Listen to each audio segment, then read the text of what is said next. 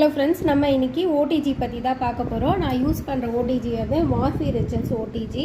So இது வந்து பார்த்திங்கன்னா 52 லிட்டர்ஸ் இது. ஸோ இது வந்து மேனுவலாக ஆப்ரேட் பண்ணுறது. இதில் வந்து பார்த்திங்கன்னா டெம்பரேச்சர் இருக்கும், ஃபங்க்ஷன் வந்து இருக்கும். நம்ம வந்து என்ன மோடில் வந்து டோஸ்ட்டாக, க்ரில்லாக, பேக்கிங் மோடா அப்படின்றது நம்ம சூஸ் பண்ணிப்போம். நம்ம எப்போவுமே வந்து பேக் பண்ணுறது வந்து 2 ராட்ஸ் ஆனு ப்ளஸ் கன்வெக்ஷன் மோடு, அதாவது ஃபேன் மோடு ஆனு. ஸோ இதுதான் நம்ம எப்போவுமே சூஸ் பண்ணணும். எந்த ஓடிஜியாக இருந்தாலும் இதுதான் எடுத்துக்கணும்.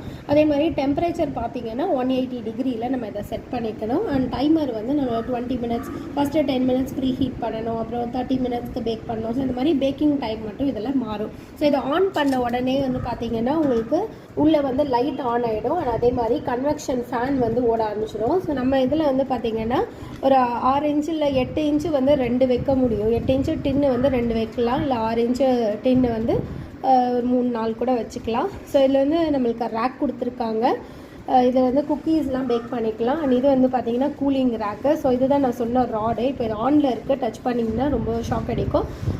ஸோ ரொம்ப ஹாட்டாக இருக்கும்.